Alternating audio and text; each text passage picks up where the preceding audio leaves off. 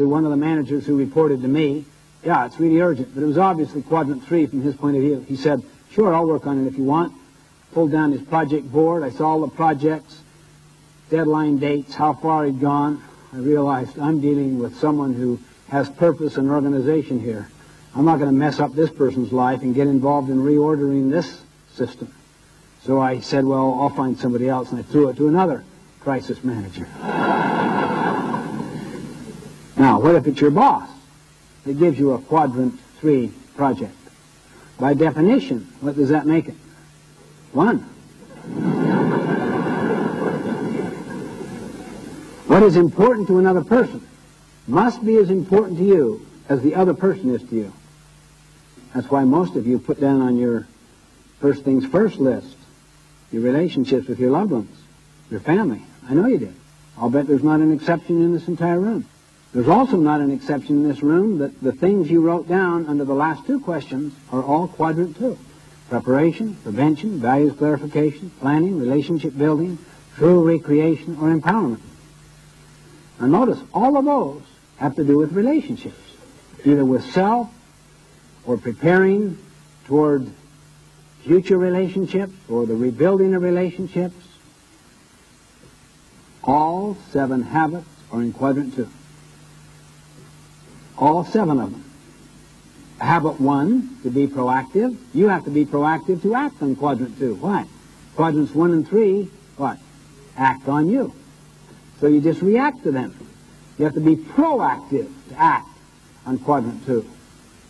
Habit 2, begin with the end in mind. Why would that be quadrant 2? It's not urgent to develop a mission statement or a clear sense of what this day, this week, this month, or these goals under each role is, see?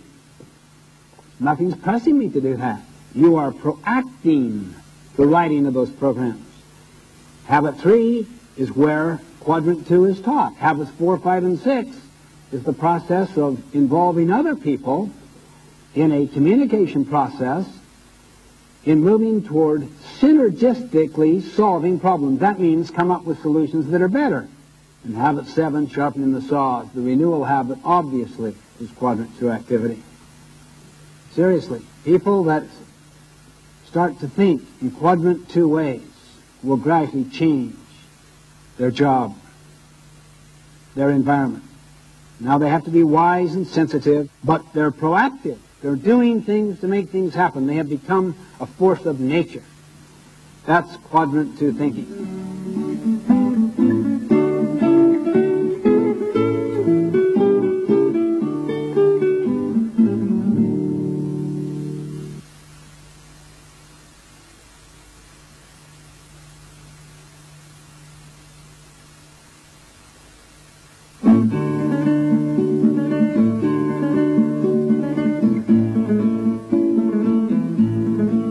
Let's go through the 6 steps.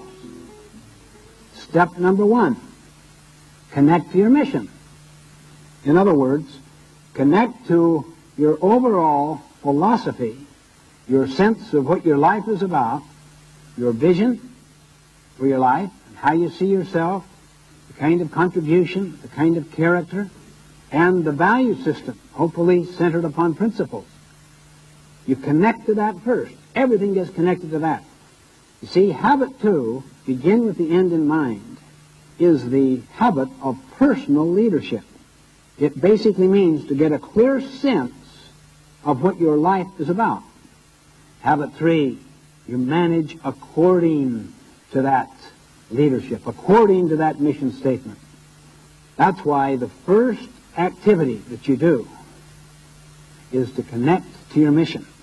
That's where you have the burning yes about what your life is about that gives you the courage to say no to quadrants 3 and 4. Particularly 3, because there's so much social value system driving quadrant 3. And it takes an enormous amount of courage. That's why you always want to review and connect to your mission. The very next step that you go into outlines your whole life around roles, which basically means relationships. Study the roles that you have in your life. Study what you put down. You probably put down the roles having to do with your family, the key roles that you have in your work. You may be a department head, you may be a manager, you may be a technician in a particular engineering department, you may be a member of an executive committee, you may be a CEO, but you also want to think about your social roles, your community roles. Notice that's the second activity. Then you'll notice you set up your goals around each of those roles. Quadrant 2. Quadrant 2. When you set up your roles and goals, you're identifying Quadrant 2. Then you organize weekly. Why weekly? Why not daily? If you're into daily, what quadrant are you in? By definition, you're into Quadrant 1. Because if you organize on a daily basis, you're dealing with the urgencies. The smallest unit of planning would be a week. And then you have